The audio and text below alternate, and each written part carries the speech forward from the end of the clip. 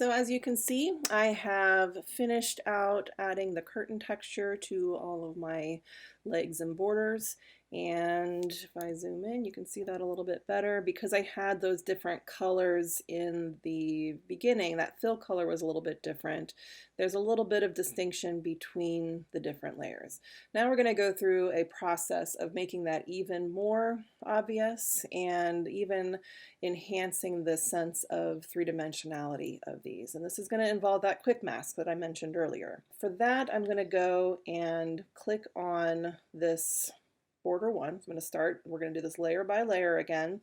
Each one's going to get its own, because if we tried to apply this over the whole thing, it just wouldn't work. It really depends on it being separate layers at this point.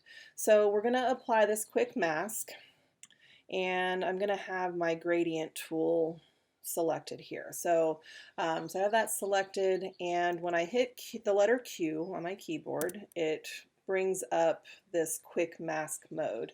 Again, notice how that is highlighted. Instead of hitting Q, I could have just tapped on that little icon there as well.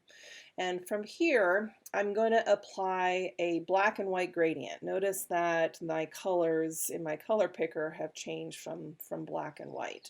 That's because the program uses those colors, black to white, in order to create what's called a mask. The mask allows us to create things like vignettes and other such effects on here. So that's kind of what we're going to be doing. But we want to create a mask that is going to allow us to keep the bottom edge of these curtains lighter than the top edge. So I'm going to use my linear gradient tool. Again, I've got my black and white, and this may take a little bit of futzing, adjustments, and whatnot. But once you do it a few times, you'll kind of get the hang of it. So you can see I did my I dragged this just on the curtain itself. So everywhere that you see it red, that is going to essentially protect the texture underneath and not make any changes.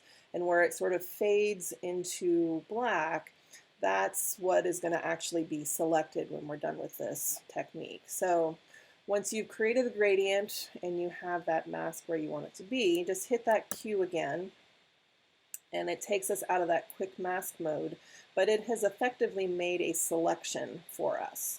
So, and this is a gradient selection, so it's going to have a nice soft edge when we're done, and you'll see the effect here in just a second.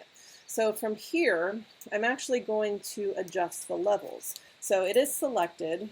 It's the only thing on this layer, so this is going to only affect this border. Even though the selection goes outside of that, that's not going to matter, because the levels are only going to affect the pixels that it sees.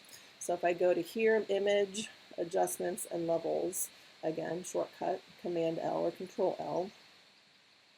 And for this one, I'm going to just be adjusting these output levels. So if I slide this white slider towards the left, you can see how that is now affecting my border up here. So if I say OK and then deselect, so now we have a really nice faded gradient for this border. And we're going to do the same thing on all the rest of the borders again to try to create the sense of it's a little bit lighter towards where the stage is. It gets darker as it goes up in, and it's going to make these layers look a lot more realistic in here. So I'm going to do one more. I'll go to my border number 2, and again, I don't have to make any selections yet. I just go to border number 2, hit the Q to set up that quick mask, have my gradient selected, and I'm just going to go, and I'm holding my shift key down. If you hold your shift key down, it keeps that constrained so it can't change. Buster is helping me this time with this. Thank you, Buster. And just hit that Q button again so that it will deselect the mask. Go up to Layers, Image, and then Levels, and just slide that output slider down.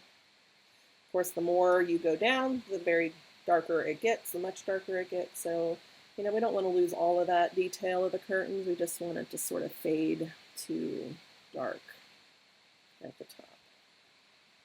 Now, see my selection? This is because of Buster. He helped me. So, and then I deselect. And you can kind of see how that just has the appearance now of hiding right up underneath the previous curtain. So we'll do the same thing with the legs. So we have the legs. I'm going to activate that quick mask. From here, I'm going to go top to bottom with my mask. And hit Q again. We have our selection, and now we can go to our levels and adjustments.